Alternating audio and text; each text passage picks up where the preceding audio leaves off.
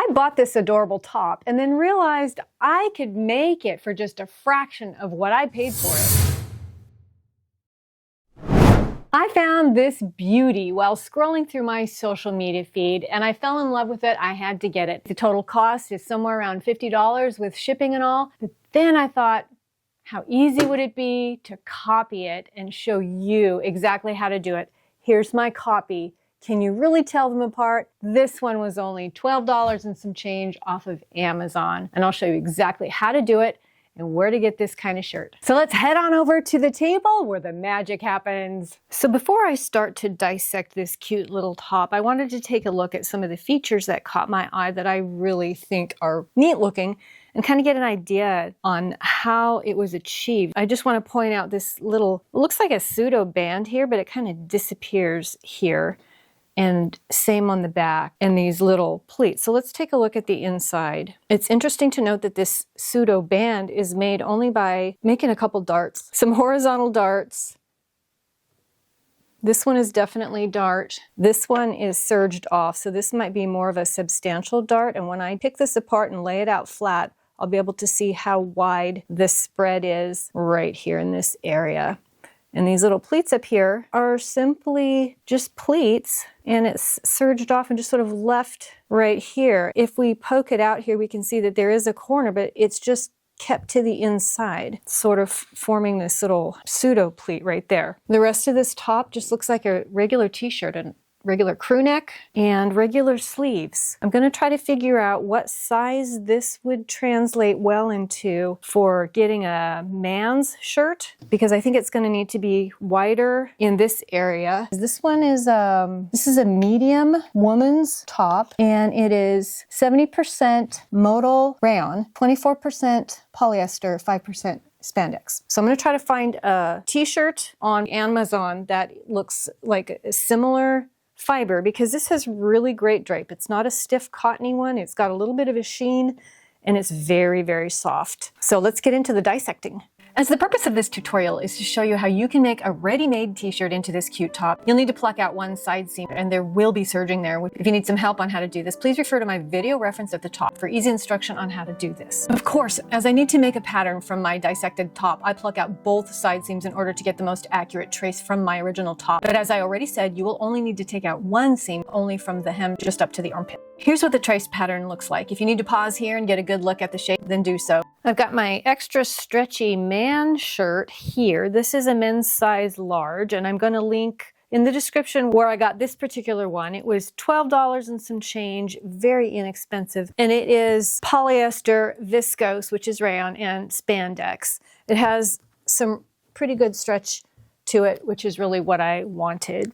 I've already got this seam here, which is the right side seam, plucked out up to just under the armpit. I'm going to give you some numbers here that were measurements I took from the original shirt, and we're going to just try to replicate those on this shirt, taking into account that it's stretchy and there's some wiggle room, and it doesn't really have to be exact, but it'll give you an idea, and you can adjust some of these numbers for your sizing. But the first thing I want to do, I'm going to find this shoulder point right here, the shoulder seam where it meets this band on the collar, and I'm going to measure down 16.5 inches, just straight down, and make a little mark over here at 16.5 inches, and I'm going to do the same to the other side. And everything I do to the front, I'm also going to do to the back. And some of these things that I do, I'm going to do to both layers at once, such as when I do some cutting, and that just saves me a little bit of time. Once I've got those marks that are 16.5 inches down, I'm going to draw a horizontal line all the way across.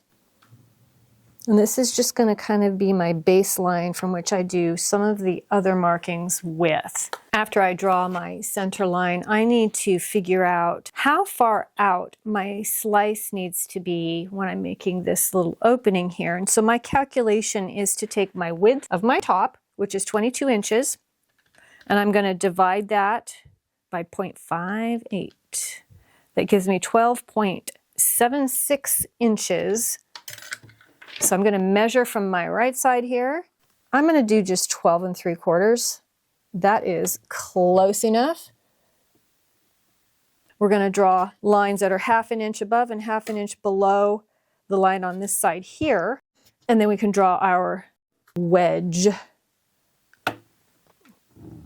This part we are going to cut away in a little bit. So first we're just going to get that line right there, and I'm keeping my front and my back lined up as evenly with each other as possible so that when I get to doing some of these cutting that they are completely even and I can do it in just one step, saving myself having to do it twice. Okay, so that part is done. Remember, there's also this little pleat that goes horizontally underneath here, which sort of creates this little faux band. You'll notice that suddenly I have a lot more markings on my shirt here. Well, that's because I forgot to push record during the last segment, so I'm going to try to recreate it for you. We just drew our wedge here, and we were talking about this little faux band that is formed. So the next mark that we need to make is this line here. We're going to cut away this little square and make a little wedge here that will make a dart. So the calculation I used was I took my width of my shirt, which is 22. I multiplied it times 0.75, and I came to a measurement of, I believe it was 16.5. I'm going to interrupt myself here and just mention that this is the most important measurement of this whole project. This number times 2 is going to be what fits around your body right above your belly button. So make absolutely sure that this measurement will give you the fit you want. If it's going to be too tight, then move your mark closer to the right edge of the top, giving you more circumference, and then just reduce the depth of your pleats accordingly. The stretchier the fabric, the more forgiving it will be. With stiffer knits, you will want to add more circumference most likely. So I drew my chalk mark here, straight down to the hemline, and I cut out my wedge right here. This part, we've already drawn those markings. That comes away. And then the line that we just drew vertically here, that comes away. That square is gone. And now what we're doing is we're drawing a straight line up to that same mark that we originally made across our first horizontal line. And I need to make a line that's 3 inches across from this cut part all the way to this vertical line. This is going to be a dart that is a total of 3/4 of an inch, which means it's got to be 3/8 inches above this line and 3/8 inches below the line. And I drew it in just so that you could see it's not done very evenly or very well. If I was just sewing this without demonstrating, I wouldn't even draw these lines. I would just sew it. Now what we need to do is make the pleats that come in this area over here. The original top had the first dart at about 4.5 inches from the stitch line on the right seam. So I made a mark here, and then from that pleat there was the second pleat that was 3 inches in even more. Now, depending on how large your shirt is, you might space those out more, or you might even add another pleat. You could do whatever you want. This is just kind of a what you think looks good. Each pleat on the original shirt was a 2-inch pleat. So we need to make a mark 1 inch on either side of these main marks, which I've already done. And now let's pin that. Keep in mind that this edge is not going to equal this one. This edge will remain longer, and I will show you why when I sew it. It is what creates that little, I called it, I think, a faux pleat at the beginning when I was talking about the features. So I'm going to pin these in first, and I'm going to sew them before we continue on with fitting it into this portion here. So when you do the tucks, they face toward the side seam from the outside. So the little pocket of the pleat is here. And this is something you do to the front and back. I'm just going to demonstrate on one side. I don't need to do both because it's exactly the same.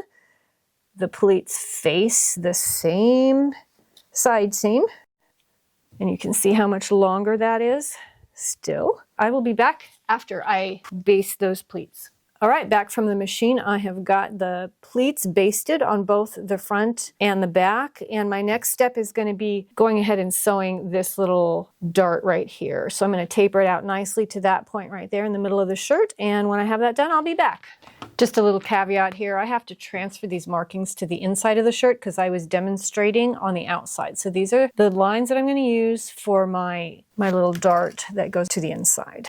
When I use my straight stitch machine and I'm sewing on stretchy things like a t-shirt, I like to use that little lightning bolt stitch so that there's some stretch and the stitches don't pop. I believe that pretty much every modern machine, it doesn't have to be fancy, has that stitch. I'm going to try to show you close up. I don't know if it's showing or not, but I'll give a diagram what that looks like. And that's what I stitched these little darts in. So let's get the shirt laid out so you can see where we're at so far. All right, we just stitched this part here. Here's our little pleats here. So now let's work on pinning these. We're going to start from the outside edge. This outside edge needs to be even.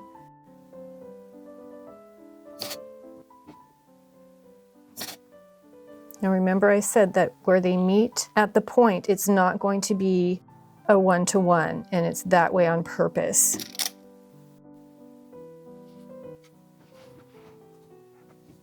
You can see here that one of the edges is running short before it gets to the point of that clip. That is by design. So when you get there, I'm going to pin this way. This is actually going to kind of turn a corner right there. And see how this naturally wants to kind of angle back. Looks a little bit messy here, but when we sew it, it will form that little pleat at the very, very end. And this little edge here that we have clipped to isn't going to lay completely even along the other seam line. It will dip in a little bit, but we're just going to sew straight past that little point. And then this here is going to be our end. We make a fold, that's going to be our end. And just to make sure you understand, I'm going to take this to machine. I'll show you close up what this is going to look like. I'm going to start sewing at the inner part of this slit where the funky point is. Here's a close view of what this looks like. You can see how the end of the clip of that slit lies along the straight edge of the other fabric underneath in a sideways V shape, but it won't lie even with the bottom fabric. But I'm using a pin just to pull it over a bit to make sure that my needle catches the very bottom of the V as it passes through my machine.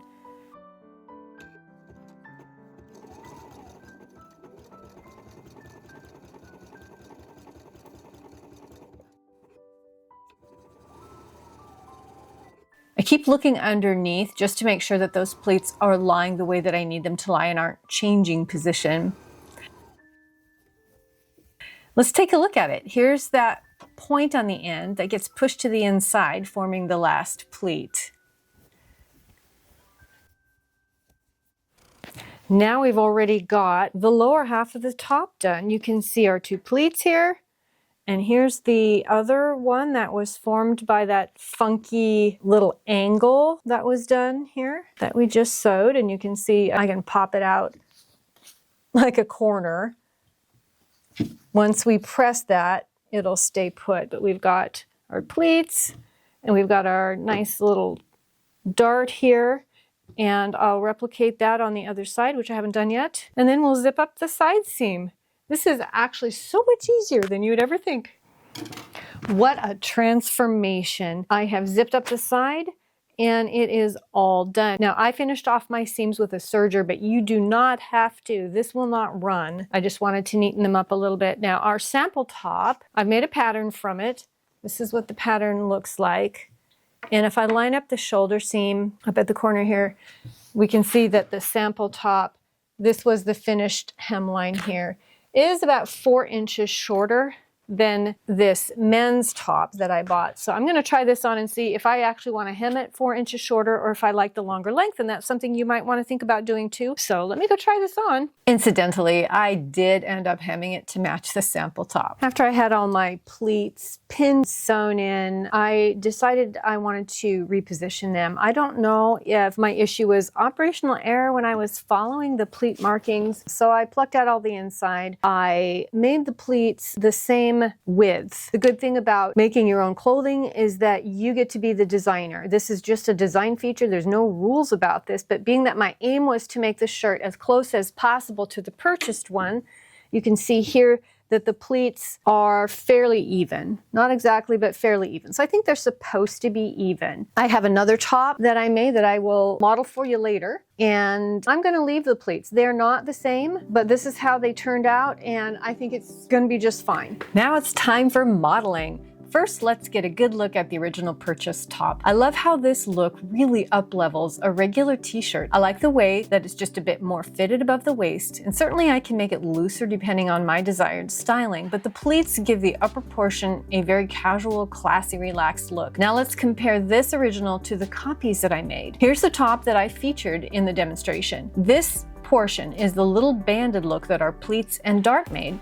Of course, the back has the same lovely features as the front, and I really love the lower portion of this top and how it creates a rather ruched look right around the waist. But I'm not done yet. I've got another one that you saw earlier, a white version, which I kept long. I didn't take any off the bottom for a hem. At first, I wanted to see how it looked tucked into my jeans, but when that wasn't fun anymore, I decided to untuck and see what it looked like with that extra length on the outside. Notice how much longer it is than the other ones, quite a bit. I didn't measure, but it might have been a longer t-shirt to begin with than the other one. I'll be sure to link both of these types in the description. I really loved playing with gathering this above my hips. It created the most beautiful ruching for a t-shirt. It seemed to take away any attention from my little belly roll above the waistline of my jeans. So you don't need to pay a lot of money to get a cute top like this. You just need to know how to copy it. And I hope that you've learned how to do that today. If you enjoyed this pattern hack, then you might enjoy one of the videos that's up on the screen. Thanks for joining me. If you use any of my Amazon links, please know that I'm an Amazon associate and I receive a tiny commission from purchase through those links. But I only put links in my Amazon store of items that I actually use and can stand behind. Don't forget to like and subscribe, leave a comment. I will see you in the next video.